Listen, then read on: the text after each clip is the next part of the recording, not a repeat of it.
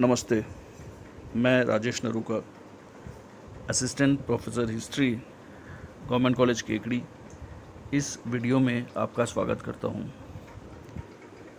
BA part second का first paper मध्यकालीन भारत का इतिहास का जो प्रथम भाग है, दिल्ली सल्तनत का इतिहास, उसमें 5 प्रमुख राजवंश हैं, जिनमें से 1206 से ममलूक वंश की शुरुआत होती है, जो 1290 तक है। उसके पश्चात 1290 से 1320 ईस्वी तक खिलजी वंश, और 1320 ईस्वी से शुरुआत होती है एक नवीन वंश की, जिसे तुगलक वंश कहा जाता है। इसका संस्थापक गियासुद्दीन तुगलक था, जिसका शासनकाल 1320 से 1325 ईस्वी तक था। तुगलक वंश के 2 शासक महत्वपूर्ण माने जाते हैं, मोहम्मद बिन तुगलक और उसके बाद फ़िरोज़ तुगलक। लेकिन मोहम्मद बिन तुगलक पूरे सल्तनत काल का एक ऐसा सुल्तान था जिसे अधिकतर इतिहासकार एक अलग तरह का सुल्तान मानते हैं, और मूल रूप से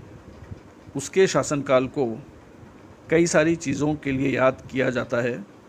जिनमें उसके द्वारा कराए गए कई महत्वपूर्ण सुधार कार्य थे। अलाउद्दीन खिलजी और मोहम्मद बिन तुगलक, ये 2 सुल्तान सल्तनत काल में ऐसे हैं जिन्होंने अपने शासनकाल में कई महत्वपूर्ण कार्य उनमें सुधार किया या सुधार करने का प्रयास किया। और अलाउद्दीन खिलजी लगभग जहां अपने सभी प्रयासों में सफल रहा, वहीं मोहम्मद बिन तुगलक अपने सभी प्रयासों में मुख्यतः असफल रहा। उसकी असफलता के लिए वह व्यक्तिगत रूप से कितना उत्तरदायी था, इसका उत्तर अलग अलग इतिहासकार अपने अपने तरीक़ों से देते हैं, लेकिन फिर भी मूल रूप से यह तथ्य स्थापित है कि मोहम्मद बिन तुगलक के द्वारा प्रशासनिक क्षेत्र में किए गए प्रयोग अधिकतर असफल रहे। सुल्तान बनने के तुरंत बाद मोहम्मद बिन तुगलक ने इस बात का प्रयास किया कि राजस्व के क्षेत्र में वृद्धि की जाए। हालांकि सभी इतिहासकार यह मानते हैं कि सल्तनत काल में जिस प्रकार से मोहम्मद बिन तुगलक को शासन या सत्ता प्राप्त हुआ, वह सबसे अधिक आसानी से हुआ था, और जिस समय वह सुल्तान बना उसका कोई विरोधी नहीं था, और लगभग सभी लोगों ने उसके सुल्तान बनने का स्वागत किया था। तो इस प्रकार जिस समय मोहम्मद बिन तुगलक सुल्तान बना, उसे विरासत में एक विशाल साम्राज्य प्राप्त हुआ था, और एक ऐसी सत्ता प्राप्त हुई थी जो मूल रूप से उस समय किसी कठिनाई में नहीं थी। लेकिन मोहम्मद बिन तुगलक के किए गए प्रयोगों के द्वारा निश्चित रूप से उसकी प्रजा को उसके शासनकाल में कुछ न कुछ दिक्कत अवश्य हुई। राजस्व में वृद्धि करने के लिए मोहम्मद बिन तुगलक ने सुल्तान बनने के तुरंत पश्चात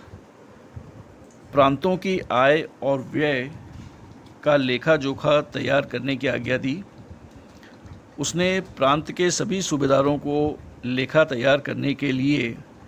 आदेश दिया, और सभी दूरस्थ प्रांतों में भी इस कार्य को करने के लिए कहा गया। हो सकता है मोहम्मद बिन तुगलक इस कार्य के द्वारा एक समान राजस्व व्यवस्था अपने साम्राज्य में स्थापित करना चाहता था, और उसका यह प्रयास था कि राजस्व वसूली के कार्य में उसके प्रांतों में से कोई भी प्रदेश ऐसा नहीं रहे जहाँ से राजस्व की प्राप्ति न हो। उसके द्वारा मूल रूप से यह प्रयास किया गया कि सभी क्षेत्र अपने आय व्यय का लेखा तैयार कर दिल्ली में दीवाने वजारत के पास अपना हिसाब भेजें, जहां पर सघन रूप से आय के जो साधन थे या जो आय होती थी उसकी जांच की जानी थी और उसके पश्चात राजस्व वसूली के कार्य को सख्ती के द्वारा किया जाना था। इन सब के लिए मूल रूप से मोहम्मद बिन तुगलक का प्रयास यही था कि राज्य से होने वाली आय को बढ़ाया जाए। राजस्व में वृद्धि करने के लिए एक अन्य प्रयास जो मोहम्मद बिन तुगलक के द्वारा किया गया वह था दोआब के प्रदेश में कर वृद्धि। दोआब शब्द से अर्थ है दो नदियों के बीच का स्थान, दो संख्या 2 को इंगित करता है और आब का अर्थ है पानी, तो दो नदियों के बीच का स्थान। और यहाँ जिस दोआब क्षेत्र की बात हो रही है भारतीय परिप्रेक्ष्य में, वह निश्चित रूप से गंगा और यमुना के बीच का उपजाऊ भाग है। तो दोआब का प्रदेश भारत में किसी भी अन्य प्रदेश से अधिक उपजाऊ था और मोहम्मद बिन तुगलक का ये मानना था कि क्योंकि यह प्रदेश अधिक उपजाऊ है इसीलिए यहाँ से राजस्व की वसूली अधिक होनी चाहिए। इसके अलावा दोआब का प्रदेश क्योंकि अधिक उपजाऊ था इसीलिए यहाँ से मकानों और चारागाहों पर भी कर वसूल करने की आज्ञा दी गई।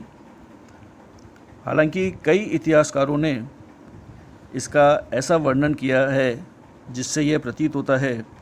कि सुल्तान ने बहुत अधिक दर से राजस्व वसूली का प्रयास किया, लेकिन मुख्य रूप से आशीर्वादीलाल श्रीवास्तव एवं अन्य इतिहासकारों का यह मानना है कि मूल रूप से सुल्तान के द्वारा जो प्रयास किया गया था वह इतना ही था कि लगभग 5 से 10% तक की आय में वृद्धि की जा सके और मकानों और चारागाहों पर से भी कर लिया जाए। इस प्रकार मूल रूप से इस किए गए कार्य में कोई समस्या नहीं थी, लेकिन दिक्कत तब हुई जब यह आदेश देने के बाद ही दोआब के प्रदेश में दुर्भिक्ष आया, अकाल आया और उसके कारण से जो फसल थी वह उतनी नहीं हो पाई जितनी कि पूर्व के वर्षों में होती थी। सुल्तान को विवेकपूर्ण निर्णय लेते हुए इस वृद्धि को कम से कम उस वर्ष के लिए रोक देना चाहिए था, लेकिन यहाँ यह सुल्तान की गलती मानी जा सकती है कि इस दुर्भिक्ष के बावजूद भी लगान वसूली का कार्य ज़बरदस्ती करने का प्रयास किया गया और इसके कारण से अधिकतर दिक्कत उस प्रदेश में हुई। सुल्तान के पक्ष में यह कहा जा सकता है कि जब उसे बाद में इस बात का पता चला कि किसान अपनी भूमि को छोड़कर अन्य स्थानों पर जा रहे हैं और अन्य लूटमार का कार्य कर रहे हैं, तब उसने किसानों की सहायता करने के लिए उन्हें बीज और बैल खरीदने के लिए ऋण दिया। लेकिन यहाँ भी मूल रूप से कुछ समस्याएं थी। पहली दिक्कत ये थी कि यह ऋण जो दिया गया था वो बहुत देरी से दिया गया। इससे पहले ही कई किसान अपनी भूमि को छोड़कर अन्य स्थानों पर चले गए और इसके कारण से ऋण की राशि उन तक नहीं पहुंची। जो किसान वहां रह गए थे उन्हें ऋण के रूप में जो धन दिया गया उसे बीज या अन्य चीज़ें खरीदने के बजाय उन्होंने अपनी जो इमीडिएट ज़रूरतें थी उन्हें पूरा करने के लिए उस राशि को खर्च करना प्रारंभ कर दिया, जिससे ऋण का जो धन है उसका दुरुपयोग हुआ और उसे समय पर चुकाना उनके लिए संभव नहीं रहा। तीसरा जो प्रमुख कारण था विरोध का वो ये था कि इससे पहले मकान और चारागाह कर अलाउद्दीन खिलजी के द्वारा लगाए गए थे और उस समय भी वे अत्यधिक अलोकप्रिय रहे थे। और इसीलिए जब मोहम्मद बिन तुगलक ने इन करों को पुनः जनता पर आरोपित किया तो वे उसके विरोधी हुए। इस प्रकार से दोआब के प्रदेश में जो कर वृद्धि करने का प्रयास किया गया सुल्तान के द्वारा वह पूर्णतः असफल रहा और इसके पश्चात इसकी भरपाई के लिए जो ऋण देने का कार्य किया गया वह भी पूरी तरह से असफल रहा और सुल्तान द्वारा किया गया यह प्रारंभिक प्रयोग असफल की श्रेणी में रखा जा सकता है। राजस्व की वृद्धि के लिए सुल्तान ने एक अन्य प्रयास किया जिसके अंतर्गत एक नवीन कृषि विभाग का निर्माण किया गया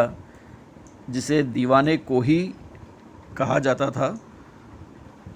इस कृषि विभाग का कार्य यह था कि ऐसे क्षेत्र जो अधिक उपजाऊ नहीं हैं उन्हें उपजाऊ बनाने का प्रयास किया जाए और इस प्रकार से साम्राज्य की अधिकतर भूमि को राजस्व वसूल करने वाली भूमि की श्रेणी में शामिल किया जाए। और इस कार्य के लिए ऐसी भूमि का चयन किया गया जो अधिक उपजाऊ नहीं थी और इसे ऐसे व्यक्तियों को दिया गया, ऐसे किसानों को दिया गया जिन्हें उस भूमि की आवश्यकता थी। और कृषि विभाग के अंतर्गत बिल्कुल नवीन प्रयोग था क्योंकि उस समय तकनीकें इतनी अधिक विकसित नहीं थीं जिससे कि अनुपजाऊ भूमि को अधिक उपजाऊ बनाया जा सके, लेकिन फिर भी थ्योरी के रूप में ये बिल्कुल नया एक प्रयोग था और इसे करने के लिए सुल्तान ने अनुपजाऊ भूमि को किसानों को दिया। यह योजना भी मूल रूप से असफल कही जा सकती है और इसकी असफलता के लिए निम्न कारणों को उत्तरदायी माना जा सकता है। प्रथम, जिस भूमि का चयन किया गया था वह पूरी तरह से अनुपजाऊ थी, अर्थात उसमें किसी भी तकनीक को लगाकर उसे उपजाऊ बनाना बहुत जटिल कार्य था और इसीलिए पहली बात यही थी कि भूमि का चयन गलत किया गया था। दूसरा, ये बिल्कुल एक नई योजना थी और इसीलिए आवश्यक था कि इसकी सफलता के लिए सुल्तान अपना पूरा ध्यान देता, लेकिन वह ऐसा नहीं कर सका। तीसरा कारण यह माना जा सकता है कि इस योजना के लिए जो 3 वर्ष का समय दिया गया था वो अत्यधिक कम था क्योंकि यह बिल्कुल एक नवीन प्रयोग था और किसी भी भूमि को उपजाऊ बनाने के लिए एक लंबा समय चाहिए रहता है और इसीलिए इतने अल्प समय में अनुपजाऊ भूमि को उपजाऊ करके इस प्रयोग को सफल करने के बारे में सोचना गलत कहा जा सकता है। और एक मूल कारण जो उसके अन्य प्रयोगों में भी उसकी असफलता के लिए दोषी था वह है दिए गए धन का दुरुपयोग, क्योंकि जो धन सुल्तान द्वारा इस व्यवस्था के लिए दिया गया था वह पूरी तरह से किसानों तक नहीं पहुंचा और इसीलिए कुछ भ्रष्ट अधिकारियों के द्वारा अपनी निजी आवश्यकताओं की ओर उस धन को खर्च कर दिए जाने के कारण भी, क्योंकि पूरी धनराशि इस योजना के क्रियान्वयन में नहीं लग पाई, इसीलिए यह योजना भी असफल मानी जा सकती है। इस प्रकार यह कहा जा सकता है कि राजस्व वसूली के क्षेत्र में